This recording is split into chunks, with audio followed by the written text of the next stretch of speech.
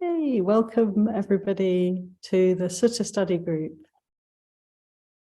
We're going to begin with about 15 minutes of meditation to settle in and to fully arrive and make ourselves ready and receptive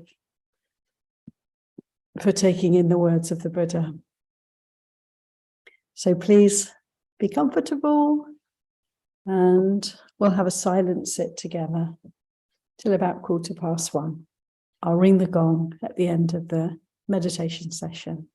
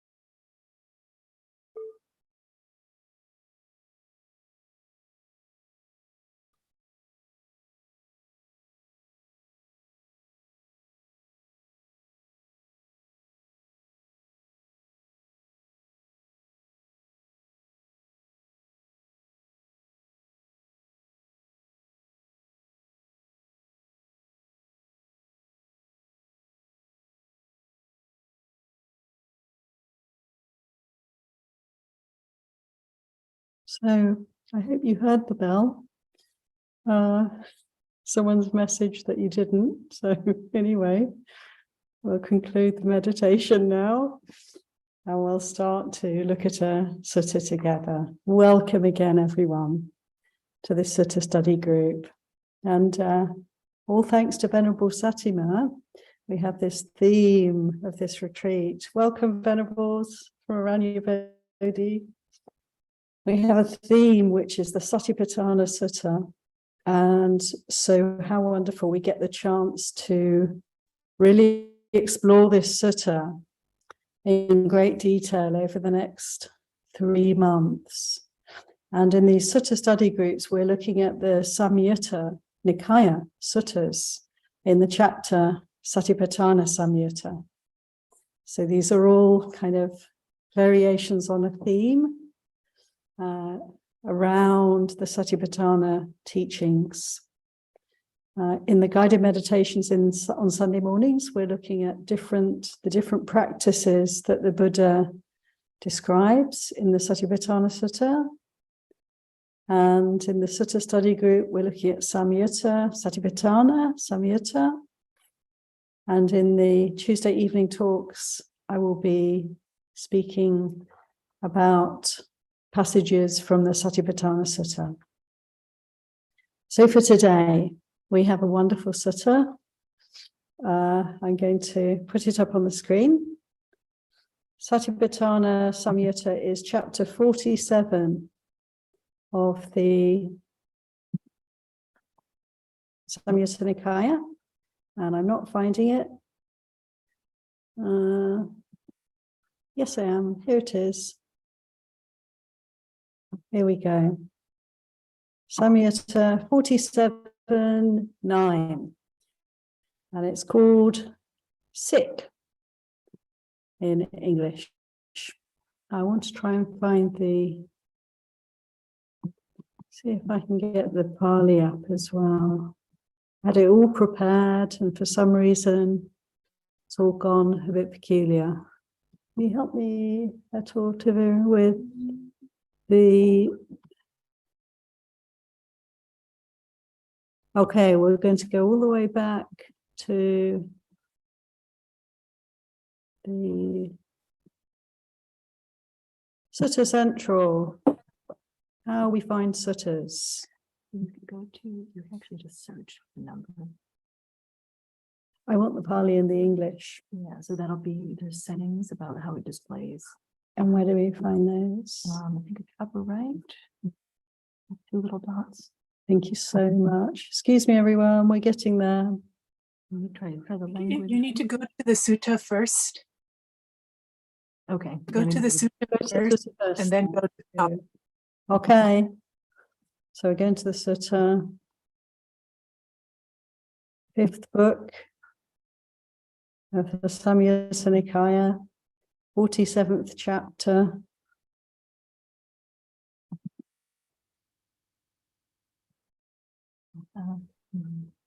Here it is. Yes, thank you so much, Venerable Kachina. Thank you, Venerable. We've got it.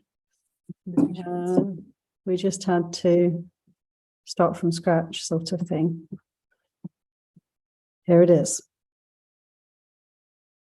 No. So now I'll go to the top. Now go top right. Okay. I'm so grateful for my support team here. Well, this is a good lesson for everyone to learn how to navigate this. Yeah. So no, not that one. Not that one. Please remove your hand from that menu.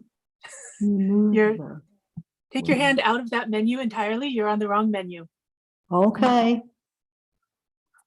Okay, now go where it says parallels. Or sorry, no, views. Go to where it says views. Oh, yeah. Okay, yeah. Okay, there you go. View root text with translation. That will give you Pali and Pali English line by line. Thank you. So this should be a change Pali script. Okay, let's try. So look at that, everybody. This is how we find all these different possible ways of referencing the text. Yay. Thanks, Venerables. Okay, we're here. So now we have, I mean, you may not actually appreciate this very much. I don't know. I think Venerable Kachina might, and the other Venerables, and maybe some of you too, the chance to see the Pali line by line with the English translation. And of course, I'll read the English, but you can also note the Pali, and occasionally we might pick out a Pali word here and there to look at. Let's see. So, without any further ado, I shall start reading Gilana Sutta, the Sutta on sickness. And this is a very touching sutta because it gives us a glimpse at the life of the Buddha in his old age.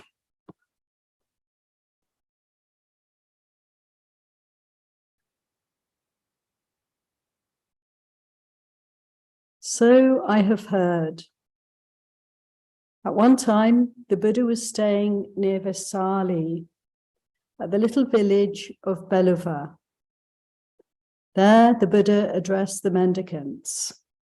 Mendicants, please enter the rainy season residence with whatever friends or acquaintances you have around Vesali. I will commence the rainy season residence right here in the little village of Beluva. Yes, sir, the mendicants replied, and they did as the Buddha said. While the Buddha commenced the rainy season residence right there in the little village of Beluva. After the Buddha had commenced the rainy season residence, he fell severely ill, struck by dreadful pains, close to death. But he endured, unbothered, with mindfulness and situational awareness. And here we see this phrase, Sato Sampajano, which is oft repeated, isn't it, in the Satipatthana Sutta. Sati Sampajanya, with mindfulness, and Bhante Sujato translates Sampajano, Jano, as situational awareness. With clear comprehension is the way that Bhikkhu Bodhi translates this word. Sampajano. Pajano, jhano is to know. Pajano is like a sort of emphasis to really know, to know well, to know clearly. Sampajano, sam is another prefix, with, to really bring all the attention to clear comprehension, to clear understanding. Mindfulness plus plus. It's an emphasis, isn't it, on the quality of mindfulness, awareness. So to have this degree of mindfulness, the Buddha, he's sick, he's even on the verge of death, but he's not suffering, he's enduring peacefully. So this is a very good teaching for us, isn't it? And a pointer for us. This is the way that we can relate to sickness, to illness, even to the point of death. If we have this quality well developed of sati sampajanya, sati sampajanya.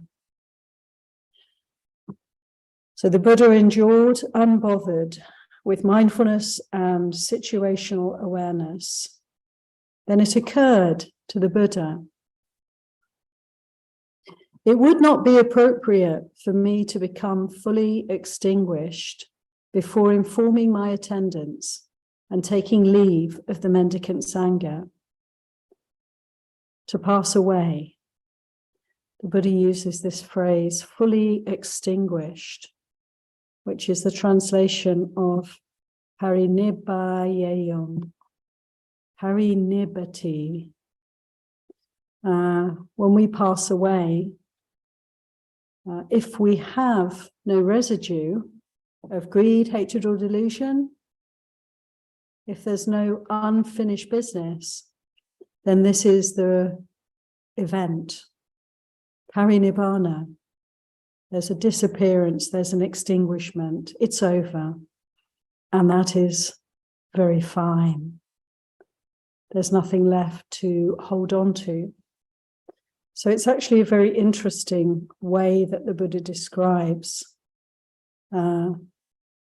his death, his passing, as becoming fully extinguished. However, he's saying this is not the time.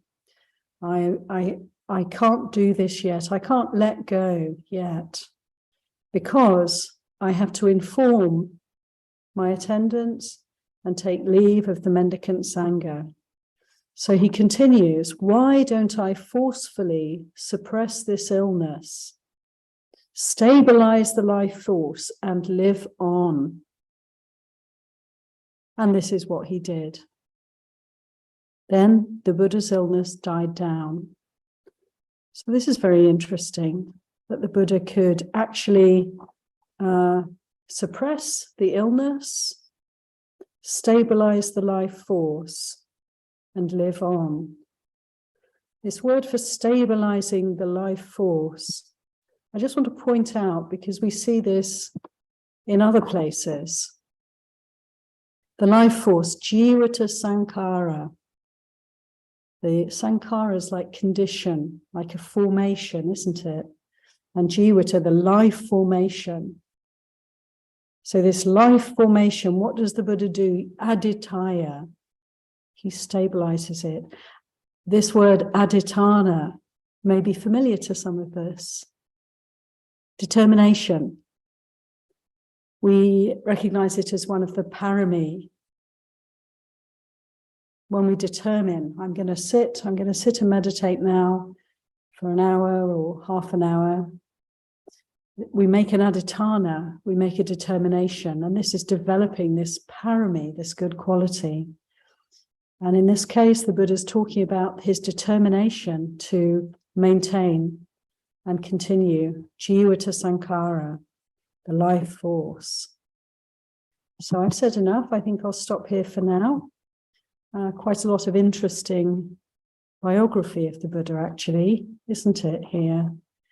And just like to invite, if anybody would like to ask questions, make comments, reflect on what we've heard so far. Yes, Ananaya, thank you. On that last point, as opposed to determination, aditanta, spacing on the intention is what I'm more familiar with. Making the intention, making an intention. I mean, you can be determined to do it too, but it just, one of the things that's been a challenge in studying this for these several years is that there are so many variances. They're saying the same thing, but things are called different stuff by different. You go with one teacher or one sort of school, and they call everything in one set of vocabulary, and then you go to another one, they call it slightly differently. So anyway, I also wondered if we can't alternate between using Bhante Sujato's translations in Bhikkhu Bodhi. I mean, on one, like today we're doing this one, next week maybe we could use the other one, because I really appreciate Bhikkhu Bodhi's, and I'm not always so inclined towards Bhante Sujato's translations. Not that he's wrong or anything like that, it's just, Thank you. Yeah, thanks, Ananaya. That's really great. I would love to invite you, because you're so kindly a pretty regular attendee for these sessions. Would you be willing to have a copy of Bhikkhu Bodhi's teachings and refer to that during the session for us? Well, I would, except when Diane, before she died, passed all of her books to me, but I gave them to the monastery. I mean, not that I didn't want them or think it was great to have them, but they're so huge that just was like, I didn't think at my age now that hauling around large books that weighed 5 pounds was probably the best, since I could get get it online. I prefer a book personally. So if you want to give me back my gift, Yeah. I'll pick up at least a couple of them anyway. I have the Anguttara hard copy myself, but Vajramani Kaya is used so often that was one I was thinking, well, maybe I should ask for that one back. So no, I don't mind. I don't mind doing that. We used to do that kind of side by side. Sobhana would often have the book, like Bhikkhu Bodhi's book, alongside. So I don't want to get bogged down in nitpicking over, one word here and another word there. That just totally destroys the flow of the conversation. But so I'm thinking that maybe that's why I'm suggesting maybe you alternate, using one text over another every other week. You know what I mean? Next week, we could. This week do Bhante Sujato and get a taste for both of them, because otherwise I think it gets too bogged down in, well, what did this guy say? Oh, what did that guy say? And it just kind of takes away from the conversation. So. Okay, thanks, Ananaya. I tell you what, we're going to give you back some books. And I'm going to invite you. Yeah, next week I'm going to tell you what I'm doing before I do it, which will be a discipline for me. But I'll give you a sutta, and I'd like you to come and get the books and please have the Bhikkhu Bodhi copy with you and just see. And I'll do the same. I'll also have a Bhikkhu Bodhi copy on my lap here. I think it's wonderful. I agree with you. We don't want to get bogged down in detail too much, but actually to look at the different translations is so valuable, and particularly for these key teachings, to really tease out the meaning. And if anyone else has any other translations that they'd like to bring along to the Sutta group and just be referring to as we read along, because we don't go too fast, to be able to keep up and do that would be so helpful. So this is an invitation for everyone. Tanisaro Bhikkhu often has good translations as well. So, but I see other members have their hands up, so I'll pass that along. I think one last thing is the thing. Bhante Sujato sometimes, in my sensibilities, is a little too common and too vernacular. You know what I mean? It's like his take on some of the things sounds a little bit too, probably not the way the Buddha said it. I think when the Buddha was alive and giving talks, that his speech was refined as opposed to any coarseness. Although he could do that when he was with certain groups, he could certainly, speak differently. But anyway, that's my 2 cents worth. Thank you so much, Ananaya. It's good to explore these things, and people do tend to have preferences for certain translations. Maybe depends on many factors for us, but one thing for sure is we can have a lot of gratitude and respect for these translators. Why? Because they're bringing the teachings of the Buddha to us in our own language. It's just such a valuable thing, isn't it? And then we can pick and choose and find what works for us. The Buddha, of course, he said he encouraged his disciples to speak on Dhamma in such a way that the people in whatever place, they would understand, they could relate. So to me, this is a kind of an invitation for people to try and actually, find the language that meets the needs. Thank you so much, Ananaya, for bringing this in, and big encouragement to everyone. Look at different translations and bring them along to the Sutta group.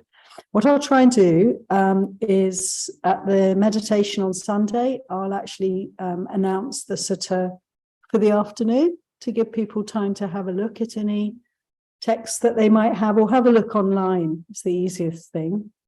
Look in Sutta Central. There are many different translations, or anywhere else. Plenty of resources out there. And Ananea, I'm particularly expecting you to be the Bhikkhu Bodhi source for our Sutta study group, please. Sharanya had her hand up and I think she gave up, so you might. Oh, okay. Thanks a lot, Ananea. Sharan, did you want to say something? And then Corinna afterwards. Sure, yeah. And this has nothing to do with translations. I'm too much of a newbie to understand different translations. But I had actually a practice question that I was debating on whether I should ask this morning.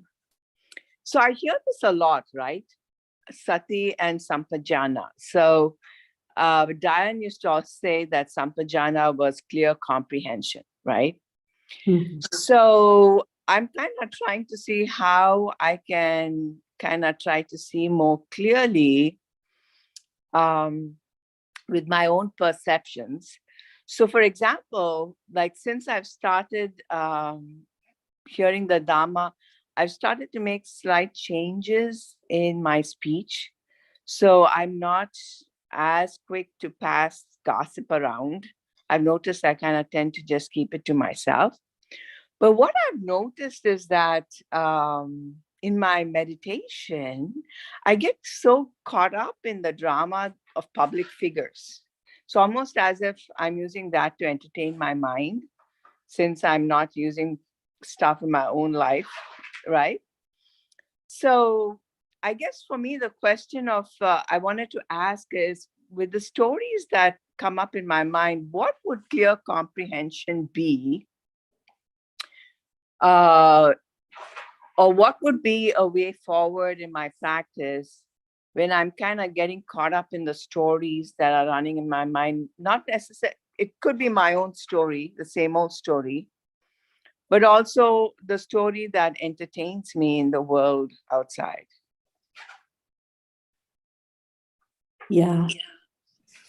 Thank you, Sharon, for bringing in this question. This is a great question for us to explore. What is Sati Sampajanya? What is it to clearly comprehend in this context? To me, it's very kind of different from what we might at first think. Just in the sense of, to clearly comprehend something, we might think is to study something in depth, to really know a lot of stuff, or to have an intelligence around something that's kind of intellectual, that's kind of in the head, to do with thinking, to do with being clever, maybe, or being educated. And it's none of those things, of course. Sati Sampajanya is much more profound. It's to really clearly comprehend our experience moment to moment. And the Buddha gave us, the 4 satipatthanas, the 4 resorts, or the 4 aspects of experience that we can explore thoroughly. And it is to this that we want to apply clear comprehension, sati sampajanya, mindfulness, awareness. So to the body, to the feelings in the body, to the state of mind, and to the mental processes that we experience, the thinking, the concepts, the memories, and so forth. And, so it's almost to me like there's all the experience out there, and then there's that which is experiencing. And the Buddha's asking us to point our energy, our attention away from that which is out there and bring it in, bring it here. And so it's a kind of like a different lens, isn't it? It's a different perspective. And it is the seeing of experience, not the experiencing in terms of being immersed in our experience, lost in our experience, caught up in the flood, caught up in the streams and the currents of experience. No, we're stepping back and we're witnessing and observing, and this with clear comprehension, this knowing. And it's not easy for us to make that kind of distinction, but the way that we can begin to do so is through meditation practice, right? So it's through simplifying, slowing things down, making space, making time to, stop interacting constantly with the world and put it aside. As in the Satipatthana Sutta, the Buddha says, putting aside covetousness and grief for the world. So we're renouncing the world. We're just stopping for a while, pausing, pressing the pause button. And when we do that, we have the chance, isn't it, to come to the experience of being here and what's actually happening for us. And what is actually happening for us? Well, we can observe it's the 4 satipatthanas that are apparent, that are our real experience. The body, feelings, mind, and mental phenomena. And so this clear comprehension is something to really kind of contemplate the meaning of, to investigate for ourselves, and to experience it through making time to practice meditation, and then to take that mindfulness that we're developing in our meditation practice and apply that, as I was speaking this morning, to all that we do, to every moment, to every physical experience, to every mental experience.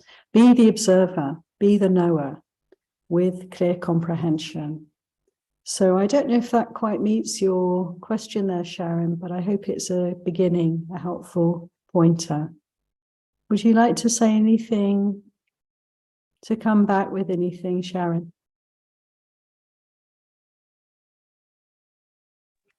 So I'm thinking of the kilesas that come up in the moment, right? So if I were to bring mindfulness to that, I will recognize that this is unwholesome and kind of watch it, and then watch it change or watch it fade. And then maybe even apply some of the strategies that the Buddha talked about in terms of right thought, right? Segregating it into wholesome and unwholesome. And so all of those things as a way of untangling yourself. Okay, thank you. Yeah, totally. It's such a wonderful kind of experience, isn't it, to begin to kind of extricate ourselves from being caught up in experience to actually seeing, knowing what's going on. So yeah, we're caught up in a hindrance, and we hear the Buddha's teaching about the 5 hindrances, and we recognize, oh, this is anger, this is aversion. As soon as that happens, we're no longer the angry person. We're observing Dhamma. It's a beautiful thing, isn't it? And we can all do this. And so this potential, this possibility, this is to be developed. Thanks, Sharon. Corinna, please. Hi. I'm so grateful that question happened right before. Can you hear me okay? Yeah. Closer, maybe. Yeah, thanks. I'm so grateful that question happened right before my question, because yeah, it clarifies things. So in a sickness situation, that clearly comprehending in mindfulness, would that be? Well, let me say one thing before that. First of all, it's amazing the Buddha could do that. Like, oh, well, this is not the right time to die. Let's go ahead and stabilize my life force and pick a different time. That's quite the, powerful. But with that said, and I have heard of many people in a way being able to choose a little bit their time of death, just to postpone it a little bit, maybe not quite Buddha style, but so the question is clearly comprehending and mindfulness when you're sick. that means, because when I'm sick and injured, the biggest, almost equally disturbing as the injury or the sickness is my mind and the thoughts of how long will this last? Will I get better? Am I, how is it going to affect my life? Am I ever going to be able to do that again? Just all of that ball mess. And so it seems like just being aware of that, of those thoughts. So I appreciated the question, Sharon, and then your explanation, Aya Brahmavara, as far as like seeing that through the Satipatthanas, and especially when I'm sick, the mind and the thought process is so fearful. And it has been helpful in the past to be aware of those kind of thoughts.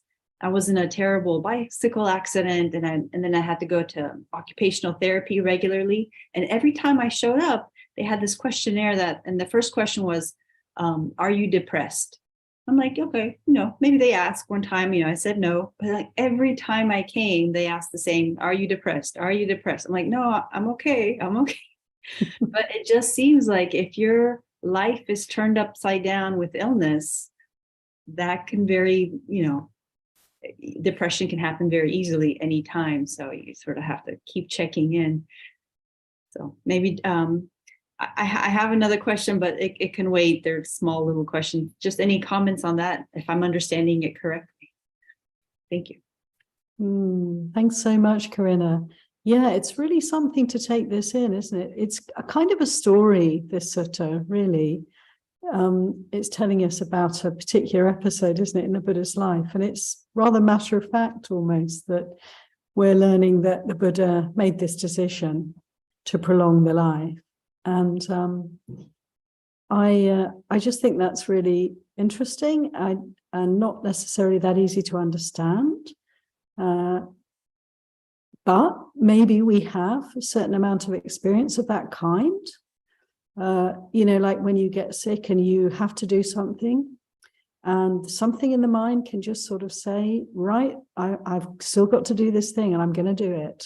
And then afterwards I can collapse. And we're able to do that. Probably anyone who's a parent here would know what I'm talking about. When you've got children, I'm pretty sure people find amazing resources of stamina and energy just to keep going when they have to look after the kids. And then you can, once that's over and you're free, you can actually get, properly sick. And I noticed that I've come across people who've spoken in this way, that again, aditana, that energy, that determination we have, extraordinary power, perhaps. This mind is very powerful. But of course, we can also reflect that at the end of the day, we all have to die. And there's only so much we can do to control these bodies. They have their karma, and sicknesses come and go. And we're not really able to get involved in that process. We can only learn from it and observe it. But I really hear you, Corinna, as well. And I know you've been through this experience of serious injury, serious illness. The mind can be very challenged, right, in these situations. And it's just very interesting for us to contemplate, what would it be like, to have a mind that's not afraid, that there's no possibility, there's no chance for any kind of fear, aversion, desire to come up. So what would that be like? There's a body that's very sick, it's close to death. That's how it is. Like the pictures of the art representations of the Buddha's parinibbana, when he did pass away rather. Parinibbana, extinguishment.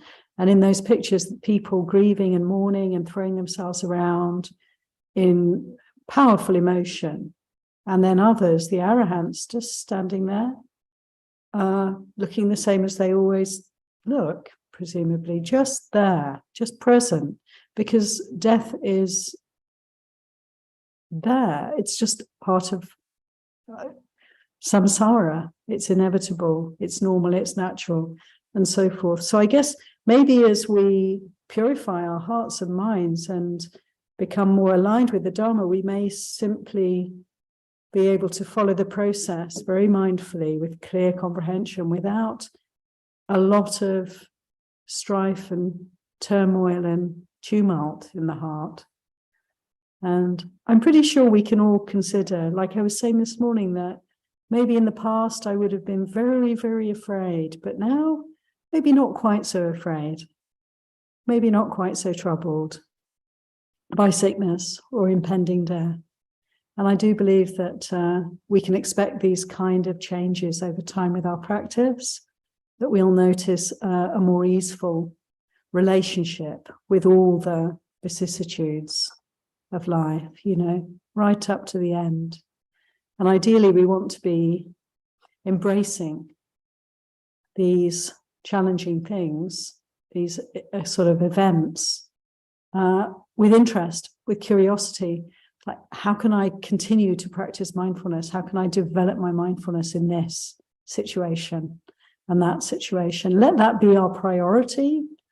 And then perhaps the physical and mental challenges will be in a context where we're bringing them in as a vehicle for liberation. I think we can all do this. It's a matter of choice. How do I want to live?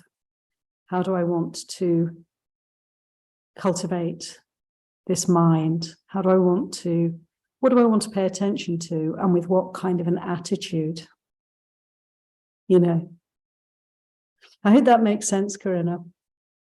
Yes, it very much so. And I just wanted to add, especially with the word aditana, just how much energy it does take when you let your mind go off from being sick, as opposed to being able to direct the energy towards healing. Thank you. Yeah, thank you for that. That amazing choice. Yeah. And how difficult, yeah, sometimes to actually be able to make that choice, not to be hurtling down the slope of despair and depression. You know, we can have a lot of compassion, can't we, for people who are distressed when the body's sick, suffering, in danger, and how difficult sometimes. But the opportunity's there for us to redirect, really, yeah, with great energy, perhaps with this determination to put mindfulness to the fore. Mindfulness is my priority. Everything else is secondary. And then to allow that to help us to kind of chart our course through the stormy seas. Yeah, thank you so much, Corinna. Kate. Thank you. And Welcome. let me just say that to thank you for this morning's session, and for this one. This is the first time I've joined you, and it's just a delight. And I have the feeling you'll be seeing some more of me. Oh, wonderful.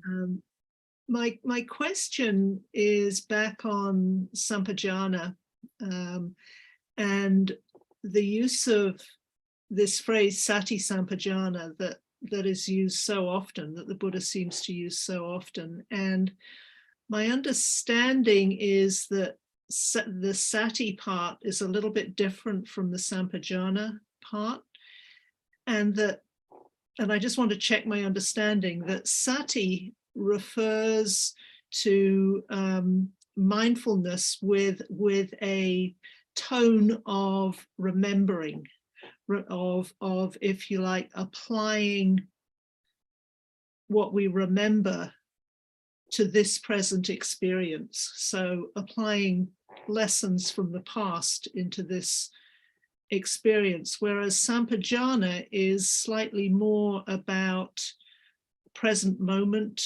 awareness.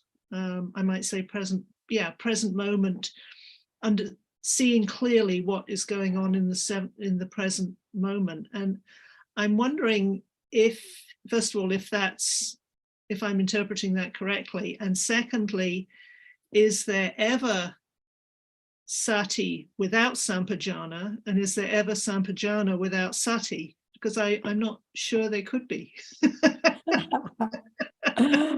That's great, Kate. Thank you very much. You know, these are words, and it's like there are limits to words, but my sense of the word sati is, yes, it means like recollecting. Absolutely.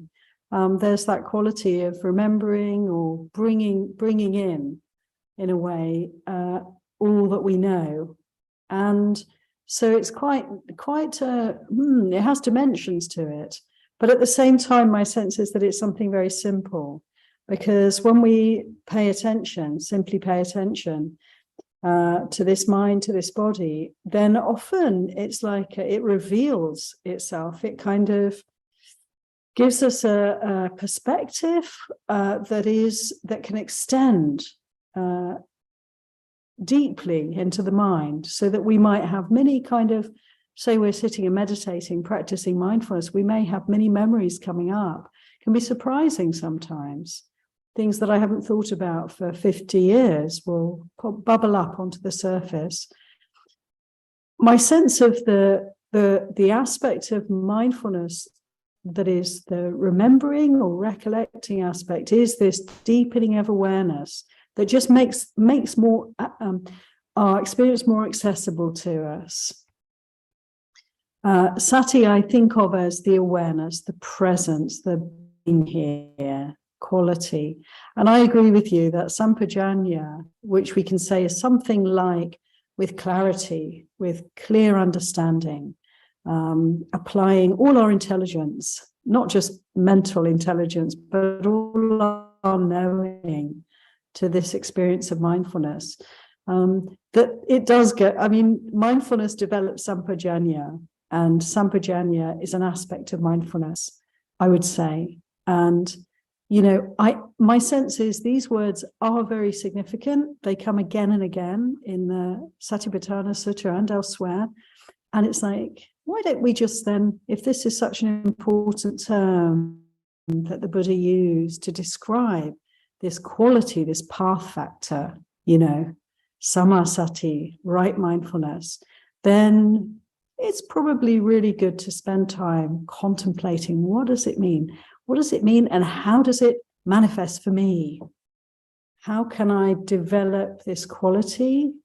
What is the experience of it? How do I develop it? And my sense is, you know, yeah, meditation, of course, and also considering all the other path factors, virtue and, you know, wisdom and right intention and all of these factors, and seeing how they're all part of it too, you know, all these different path factors like the spokes of a wheel come together and nourish each other. So I feel grateful that we have these teachings to really contemplate the words of the Buddha and come to the Pali, look at different translations, just as Ananias so helpfully brought in for us. But then, you know, put it all in the pot, as it were, and then sit with it and contemplate, and let's see what's our experience. I hope that's helpful. And thank you very much, Kate, for joining us. Be great to see more of you, and also for your wonderful comment. Thank you. Ananaya. Just one last quick thing here. I was actually looking through my notes because I've taken a couple of retreats with Bhante Ujjaga, and one of them was on the awakening factors, but specifically on understanding the progression from your initial mindfulness awareness, and then as it goes on and deepen. He has four stages he identifies. Anyway, so I wrote down a note, and I remember the last part very clearly, but I can't find that particular note right this minute. I will keep looking. But he said, so with Sati the Sampajanya part was, okay, you've you've got the mindfulness and you're guarding your sense doors and that's developing. But the Sampajanya, the clear comprehension, is that you take the time and you really look at it kind of more in a holistic way, not in an isolated way. And you make the assessment at that point, say you're in a conversation or whatever. And so you make the assessment, is this timely? Because that was a very important part of it.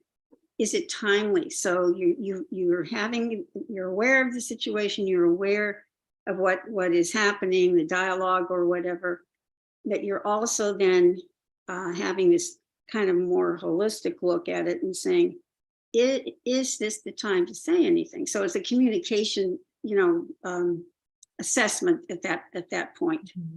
And then when that develops further, then you're into true vipassana, where you're gaining insight and you really have peeled it back and up, and that's the point where that's the next step in the progression. So I don't know if that's helpful, but Thank you so much, Ananea. It's always good to share, teachings that we've heard that relate. I appreciate that. I don't think I need to say anything about that. That's just a very helpful comment. Thank you. I'd like to suggest now we go back to the sutta and take up where we left off with a little bit of a recap. What a rich springboard this sutta is. So just coming back to the Buddha in the Vassa, the rainy season, in the little village of Beluva, becoming very sick, and yet enduring unperturbed, unbothered, with mindfulness and situational awareness, with sati sampajanya, and deciding it would not be appropriate to become fully extinguished before informing my attendants and taking leave of the Sangha. And so forcefully suppressing the illness, stabilizing the life force, the Buddha lived on, and his illness died down. Soon after the Buddha had recovered from that sickness, he left his dwelling and sat in the shade of the porch on a seat spread out.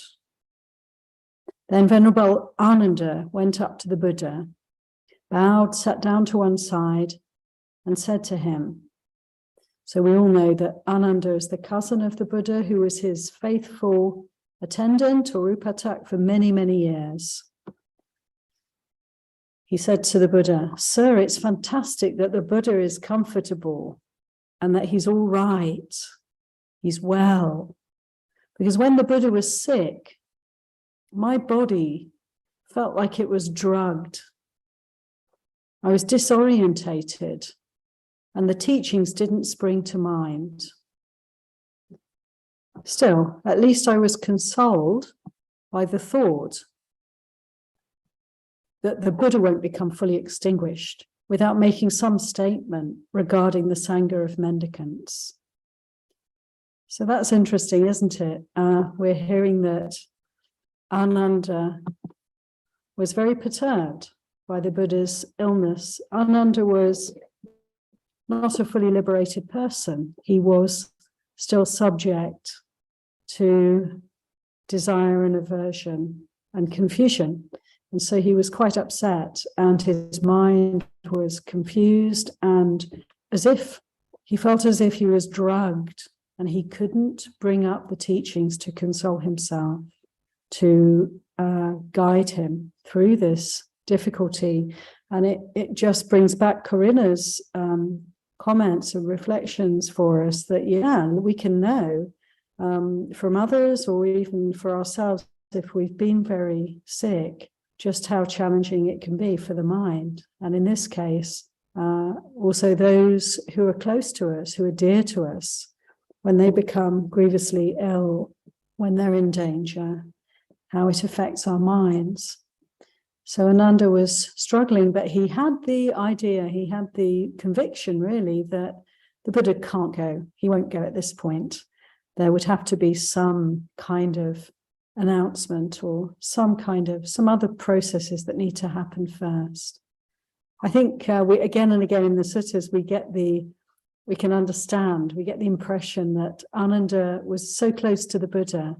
He really knew and understood many things that he could be a great support and a help to the Buddha and a great intermediary between the Buddha and other people. So let's resume our reading of this sutta. The Buddha replies to Ananda. Excuse me. He says, "But what could the mendicant Sangha expect from me now, Ananda? I've taught the Dharma without making any distinction between secret and public teachings. The realized one does not have the closed fist of a teacher when it comes to the teachings." So this reminds me actually of our Sutta study last week, where you might remember we learned that the Satipatthana Sutta teachings are for beginners, are for those who are practicing the path, who've been practicing for many years, and it's also for those who have come to the end of the path. The full resource, the mindfulness practice, it's exactly the same. There's no distinction. We may have different experiences, our understandings may differ, but the actual practice is not any different. There's no secret teachings, there's no higher teachings, there's no esoteric teachings, there's no initiations. In the words of the Buddha, the teachings of the Buddha are for everyone. And again, the sense is that they are open, they are available, they're here for us. We don't have to jump through hoops. We don't have to have any kind of intermediaries, actually. The teachings are here and there's nothing kept back. So this for me is a very beautiful little passage where the Buddha's saying this. There's no closed fist. It's an open hand. There's an open invitation here. Corinna. Yeah, thank you for bringing that up. It just, it reminds me of his time and how at the same time there was the Brahmanical culture, is that how you say it? Where there was not an open hand, and it was very much about only special people got the teachings or certain people got the teachings. It was, so it's really, it's not just like a nice thing, oh, it's open teachings. It's significant, especially if you look at it in context of when the Buddha was alive, I think. Absolutely. Thank you for that, Corinna. I agree. It's something very refreshing about the Buddha's teachings, actually, and about the Sangha life also. I mean, our community, in the Buddhist community, actually there's no hierarchy, there's no organization, there's no ecclesiastical authorities that the Buddha stipulated. Not at all. The Buddha gave each one of us the agency, the autonomy. The teachings are here for you. And in the Sangha, for the nuns and monks, it is remarkable, actually, the Vinaya structure, that it is this kind of mutual support network, if you like. It's kind of, you could say, democratic. The way we make decisions, the way we operate, ideally and properly, is very empowering of each person within the Sangha.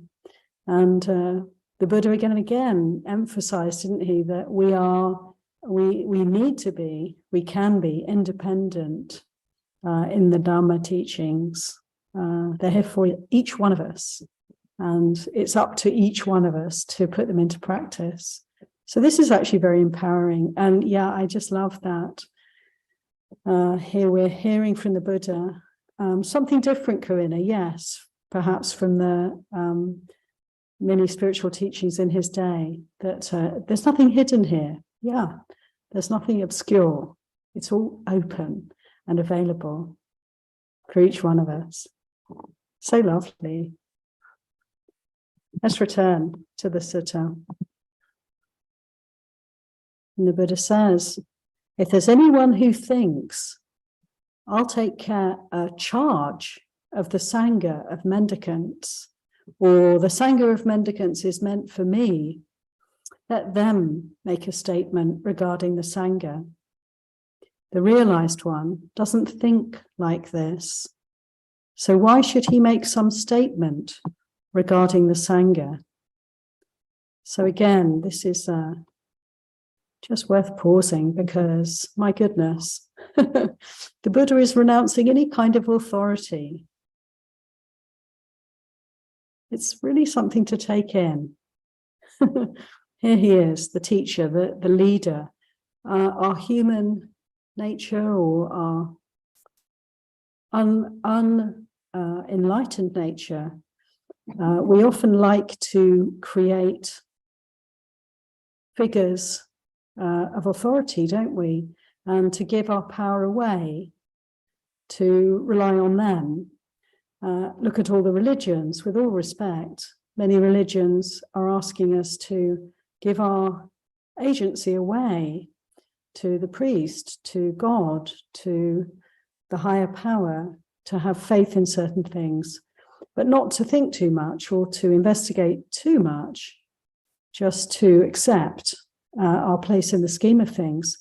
Well, the Buddha here, leader in a way of this whole Dhamma Sangha, in his day, in his own lifetime, many, many followers, thousands of followers, lay and monastic. And he's saying, I have nothing to say about the Sangha. I'm not an authority. He's really saying I'm not a worldly authority, isn't he? Because he's an authoritative teacher. He's teaching the Dharma, but he's not a leader in the sense that we may... Ananda was trying to get him to take up that role, to be that. And the Buddha's here telling us something very important, I think. There's much to contemplate here. Let's continue.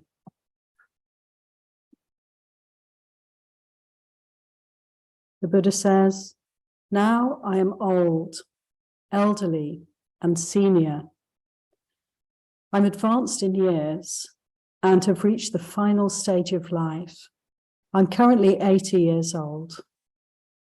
Just as a decrepit cart keeps going by relying on straps, in the same way, the realized one's body keeps going by relying on straps, or so you'd think.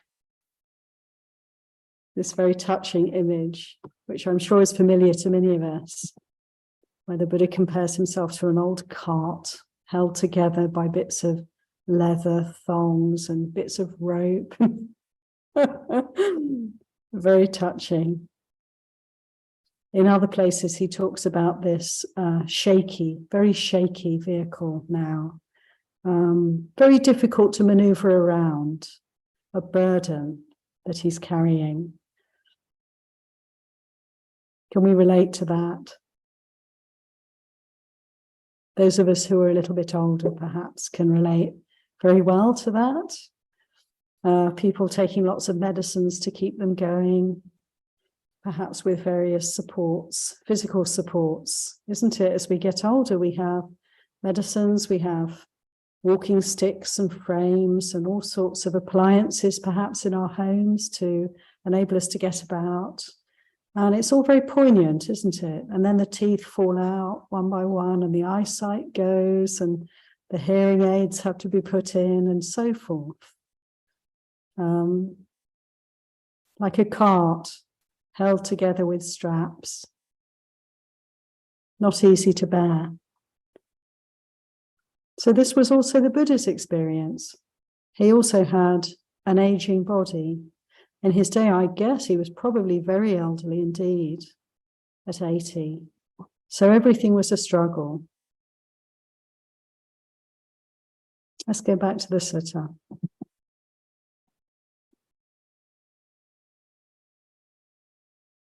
Sometimes, he said, the Buddha went on, sometimes the realized one, not focusing on any signs, and with the cessation of certain feelings, enters and remains in the signless immersion of the heart. Only then does the realized one's body become more comfortable.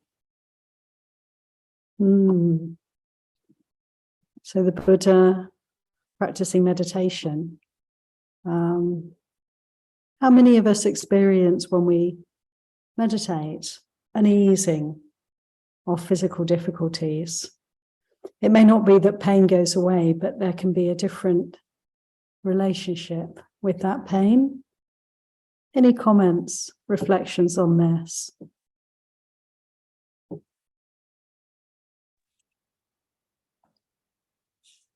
I'm trying to put my hand up. Okay. Yeah, Sharon. So when I find that pain is actually an obstacle to meditation, but it sounds like that was the reverse for the Buddha. So that's interesting that he uses meditation as a tool to cope with pain. And it's interesting because for me, it takes away from trying to get to the more stable state of mind. Thank you, Sharon. Yeah, it's, something to investigate where we have pain.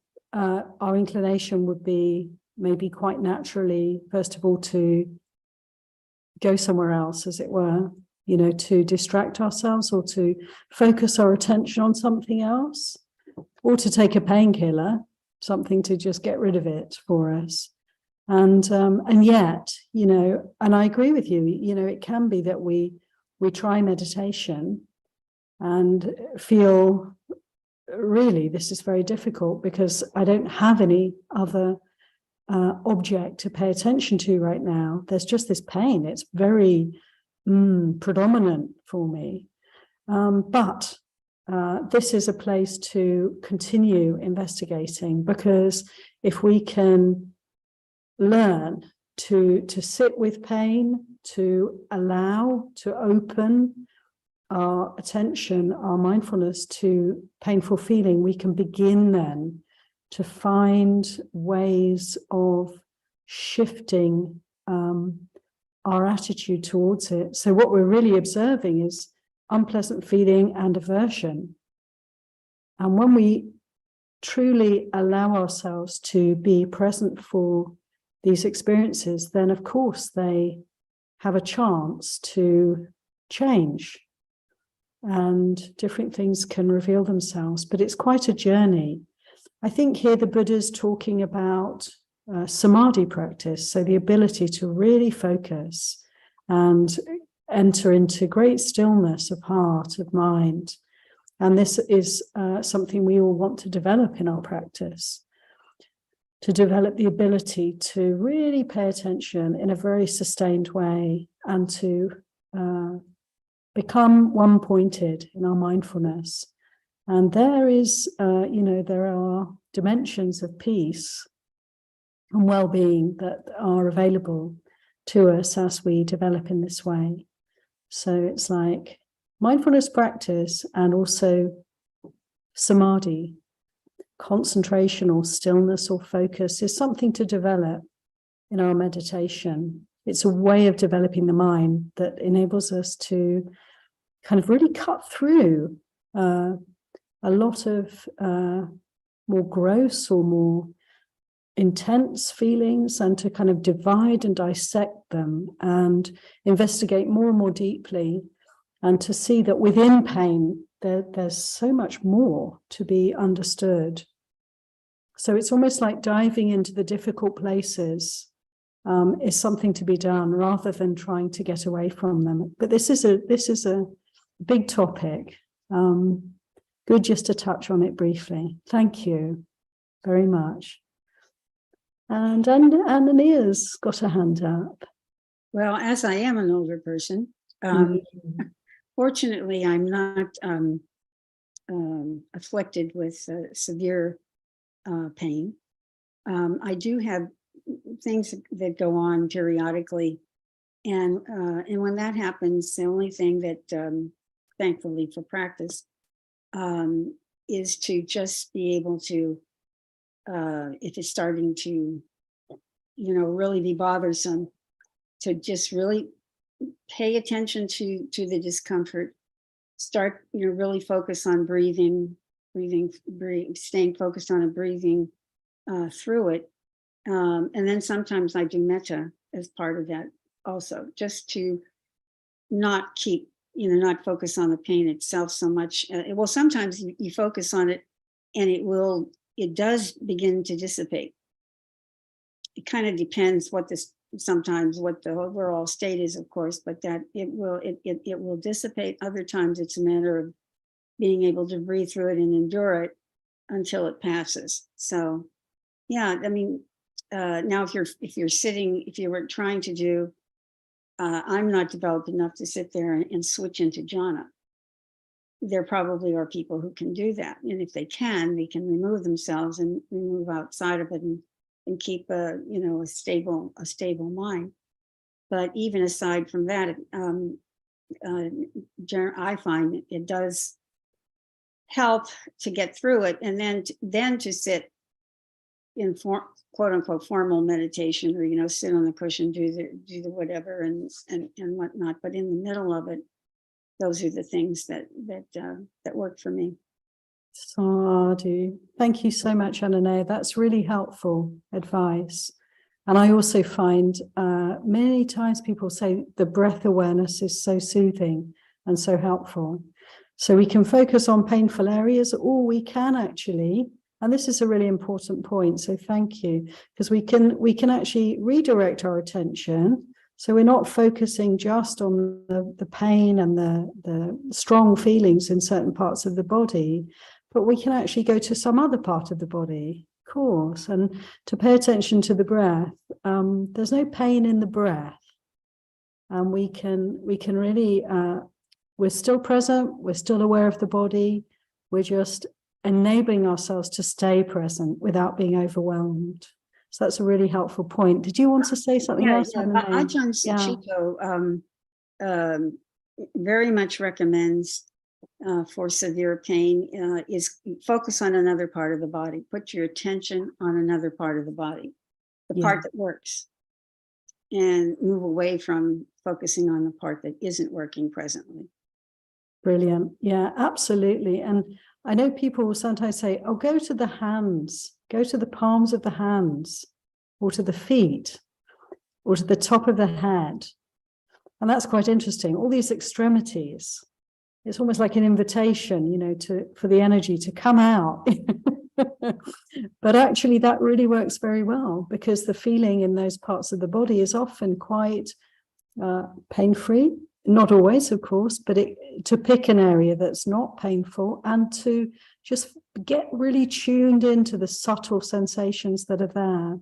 So a real redirecting of the attention. I would say both are valuable, both to pay attention elsewhere and also to come back from time to time and investigate painful areas, but just knowing, when the time's right, to learning when it's right, when it's good for the heart to move away from that and come back to something more neutral.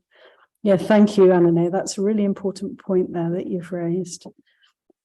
Corinna, yeah. Yeah, I have an interesting I want to bring in the scientific perspective a little bit. That's a great question as far as have you felt pain lessen in the meditation? And, of course, I'm a strong advocate, do as much as you can to lessen physical pain, but sometimes there's nothing we can do. And my experience has been that, so the way pain signals work, and they're still studying this, but my experience has been that the stiller I get, and I mean physically too, and like nervous system wise, if there's a stimuli that stimulates your nerve and it says pain, pain, pain, pain, the signals go to your brain and it's like, oh, pain, pain, pain. But then eventually it gets tired of hearing the same message again and again. And so your brain actually kind of tunes it out. So it's almost, I can feel that in my meditation. It's a little bit of patience. And even though something is painful, but then I get so still, like physically, like not moving. Because if you move a little, then that's a different stimulation. It's your body can sense the slightest angle. So if you don't move, and it's the kind of pain you can endure, I can almost watch it like lessen to the point where it goes away. And then I come out of the meditation, I'm like, oh, there it is again. So there's also just like that gives me confidence to sort of, when there's nothing I can do about it, and I'm not going to injure myself further by staying in the meditation, then I have the patience to sort of endure it, because I know my own biology is helping me out, saying, okay, the pain is there. I'll stop telling you about it.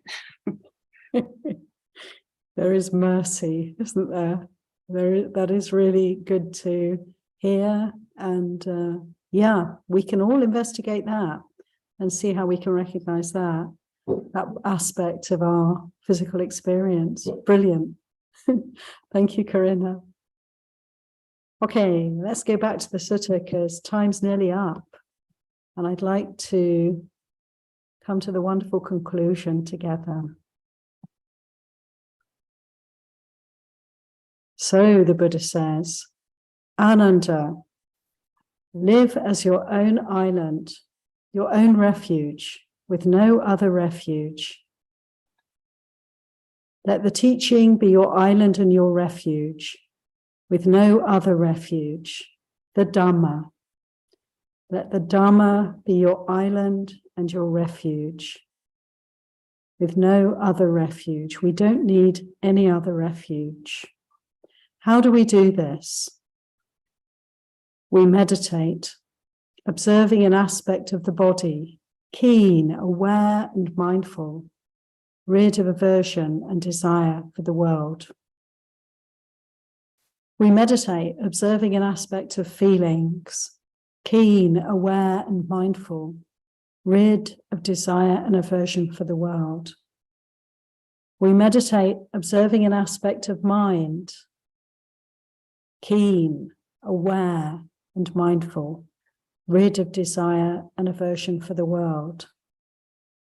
And we meditate, observing an aspect of Dhamma, of principles, of phenomena, keen, aware, and mindful, rid of desire and aversion for the world. This is how we can live as our own island, our own refuge, with no other refuge.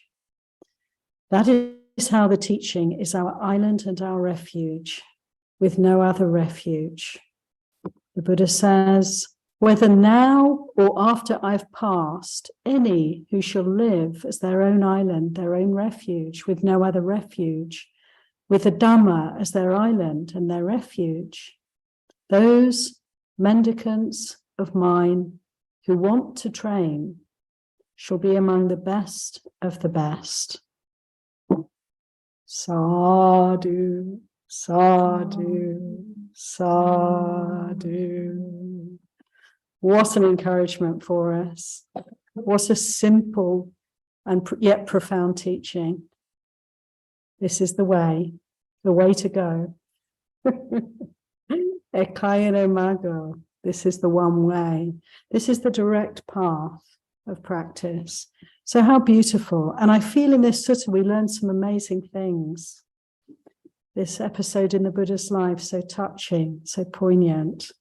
And his attitude towards leadership and the need or the not need for it. And then at the end, he tells us, we are the island. We are the teacher. We are the guide for ourselves. It's like we are empowered by this Dharma. Each one of us. We're both empowered and also, isn't it, we have this responsibility.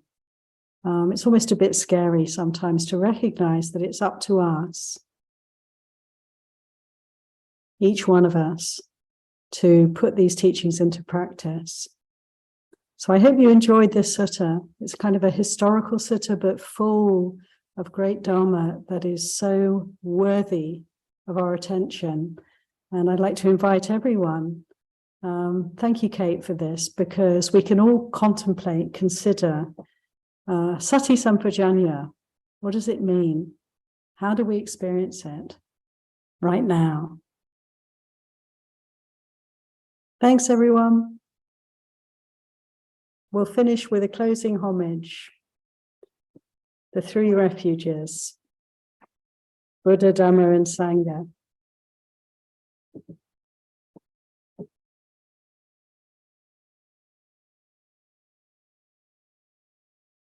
Araham Sama Sambuddha Bhagavan Buddham Bhagavantam Abhivademi.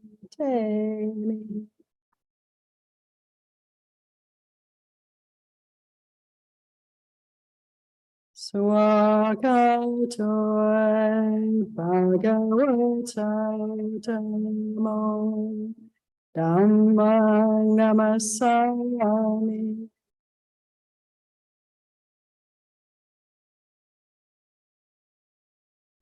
Supatipano Bhagavato Sangha Sangho Sangha Nama.